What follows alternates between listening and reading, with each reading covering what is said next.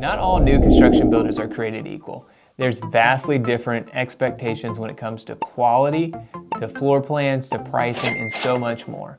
I want to make sure that you're the most educated person when it comes to buying a new construction home.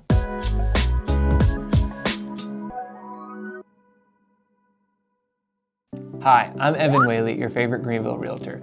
I've been super fortunate that I'm able to help tons of clients through the new construction process. I've learned a lot over those years.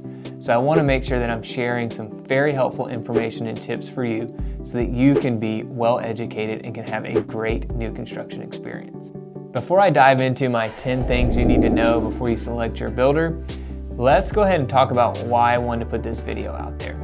There's a couple reasons, one of which is unfortunately, we've all heard bad stories, I'm sure, of people who've had bad experiences with a new construction builder. It's unfortunate, some people just have not had the experience in it, and they just trust that the city code inspectors and the builders are going to deliver the highest level product possible. Now, I don't think anyone's being malicious, and I don't think it's anyone's intent to ever deliver a bad product or for people to miss things, but unfortunately, people are human and they miss things. And some people just do a higher degree of work than others, and they have more quality control than others. So it's super important that you have all the right things in place to ensure that you get a great product in the new construction world. The other part of this is I find that a lot of people get a little lost because new construction can vary so much, and there's so many different ways to do a new construction home. So I want to try to make this process as simple as possible for you. So let's start there. The first thing, when you're looking at new construction, there's a lot of different ways and different types of builders that you're going to be looking at. I've done a video in the past where I go through some of the best and the worst builders in here in the upstate. And I talk a lot about this, but I want to break this down really quickly so you can get a good understanding of it. There are several different buckets of builders that I think you need to know about. In your first bucket, you've got your highest price, your highest quality product. You've got custom builders. Custom builders in our area, now it varies because they are completely custom and it depends on your floor plan and everything else under the sun. But what I'm finding, a lot of them are building at $250 a square foot or more. There are some that build for less per square foot. Maybe they don't use as nice of finishes or whatever the case may be to lower that price. But what I'm seeing for some of the reputable custom builders that have been in our area a long time, they're $250 plus a square foot, and they could go up to $500 plus a square foot. It really just depends. You can do any and everything that you want with that home. So that's that bucket. Very rarely do I find that someone is building custom homes. Often, people who are building custom homes tend to be ones that have owned 5, 6, 7, 8 properties in the past.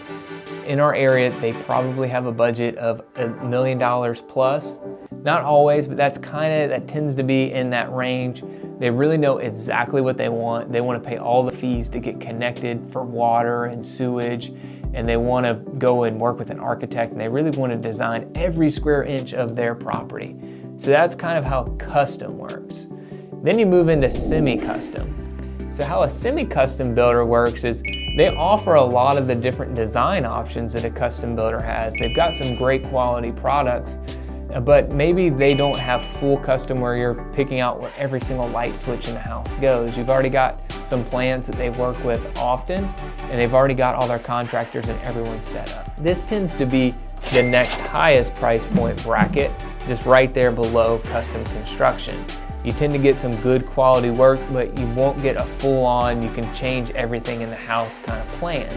And semi-custom builders will build on your own lot, or they'll build in a community. And we should talk about that really quickly. So if someone is building on your own lot, there's a lot of additional expenses for that compared to someone building in a community. Being that they have to send all of their contractors just to that one individual lot. They've got to buy the lumber for just that lot. They've got to buy the siding for that lot, etc. So you get a big discount when you go semi-custom production builders and kind of move your way down these buckets because they're already developing and building an entire neighborhood. So they're getting everything at a lower cost because they're purchasing things in bulk. They're sending their labor to one area in bulk. So it's just a much easier thing from logistics and a cost standpoint. And then you have your full-on production builders. So when you look at production builders, these are kind of these national, regional, and some local builders that you think of that come in, they work with the developer, they build an entire neighborhood, and typically they build anywhere from 50 to 500 homes here in the upstate. And those are going to be your most affordable, but you're going to be the least customizable. And there's different varyings of quality in that bucket as well. With production builders, it's a lot more streamlined of a process. There's not as many decisions to make. As you move your way up the ladder, you're making more and more decisions, which costs you more money and more time. But you get a different level of product as well. I find that a lot of people just have a little bit of a challenge of trying to figure out where they kind of fit in these different buckets. Most people always would gravitate towards, I want the highest quality, I want to be able to pick everything out. But there are some frustrations and some complications that come with building a fully custom home. And someone just has to be really excited and really okay with understanding that costs can really jump on that particular segment of building because you're building something fully custom. This has probably never been built before. So you just have to understand that it's a lot more variable than something that is done time and time again, where this builder has this process mapped out and they know exactly what's going to be happening. So let me break down those three buckets for you again really quickly. So custom, gonna take you the most time, the most effort, gonna be the highest cost. There's gonna be probably some frustrations in the process because you're building a very unique product. The benefit though, of course, is that you get something that is truly yours. You designed it from head to toe. And you really get this high quality, amazing home. Then you go into the semi-custom world. Semi-custom, you're gonna get a very high quality home. You might have it already in a development or a neighborhood, so there's gonna be some cost savings compared to that fully custom builder. You're likely going to have options of floor plans that you can choose and you can make modifications. Like you might be able to rearrange like where the stairs are at, or you can make some bigger arrangements that you just can't make in a production build where you kind of pick out the different color flooring and your countertops and those kind of things. So you have more options here, but you have a higher cost than you would on just a straight production build where you have limited choices that you can make.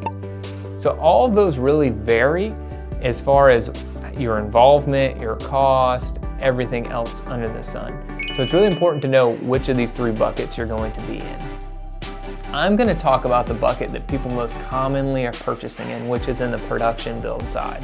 And in that production bucket, there's a big variance in the different kind of quality and the decisions that you're making because some builders already have the house completely built and you're just buying a brand new product that is already move-in ready. Some, it's a dirt lot and you're building everything from the ground up. And you can make maybe 50 decisions, where some you can make 3 or 4. So it all varies and it really just depends on what you want. And if that's something you're interested in, we probably could have a further conversation so I can help you understand what those options are.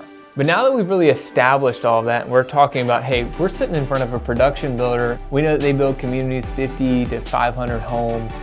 What are the questions that we want to ask them? And what are the things that we need to know to feel confident about this process? One of the first things that I would really recommend, do a lot of research and have a great real estate agent in your pocket that knows your local market, because you're going to know this reputation of this builder. You're going to want a builder that's been around for a while as well, because a lot of builders will offer warranties, but of course that warranty is only as good as that builder is in business. So you want to make sure you didn't just find someone that is a brand new builder. I mean, you can go that route if you're comfortable with knowing the quality of the product that they're going to give you. But one thing I can promise you from selling tons of new construction homes, even in the fully custom realm, there's gonna be things that are gonna happen. You're gonna have over 1,000 people come in and touch your home. So something is gonna go wrong at some point in your 1 or 2 years of owning it. Typically it's not anything big, but it's always something. Like I've heard dishwashers going out, just different little random pieces and things like that that happen. So you're gonna wanna make sure that you've got warranties in place. And speaking of warranties, make sure you're checking, are there manufacturer warranties? What kind of builder warranties are there? Typically they're gonna give you like a full warranty that covers basically everything except landscaping for your first year. But some builders vary on that, so make sure you got that.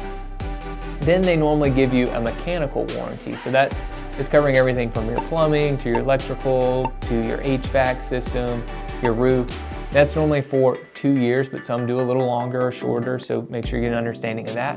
And then you get a structural warranty. In South Carolina, there is a rule for a builder that they have to give you a structural warranty for a minimum of 7 years. The majority of builders do 10. So you just want to know exactly what your warranties are and what your expectations are.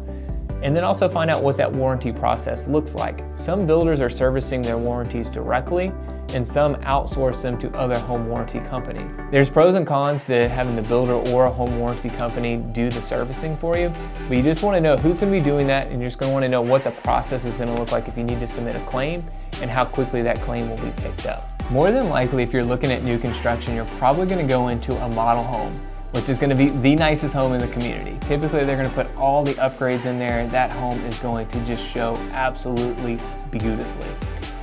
I would find out when you're in there, just kind of get a gauge for how much did they spend on upgrades in this particular model.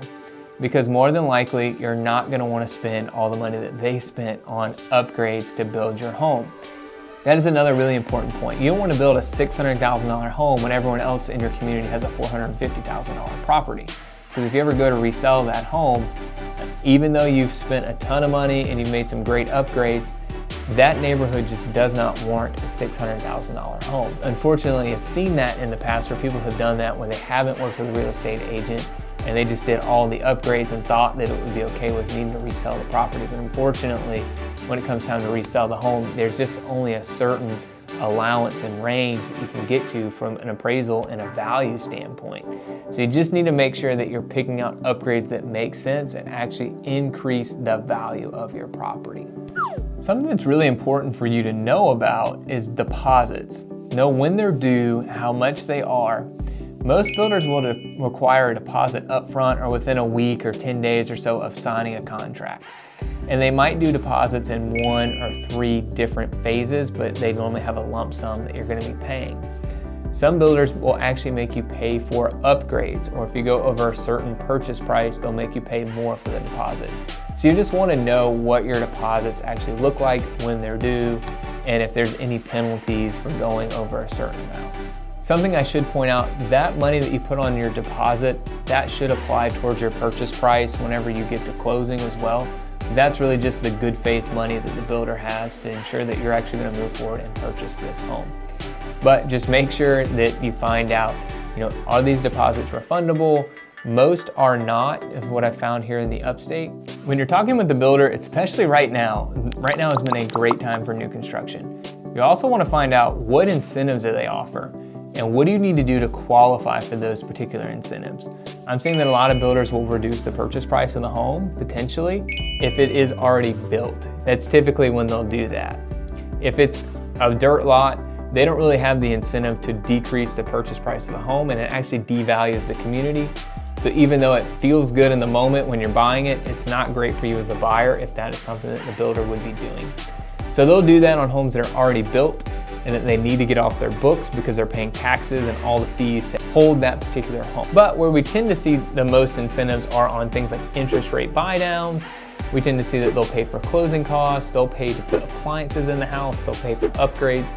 So you just want to understand what those are and you want to negotiate the best deal you possibly can for yourself. You also need to know what it's going to take to qualify for these. Typically, to get the incentives, you have to use the preferred attorney that the builder uses, and you have to use the preferred lender.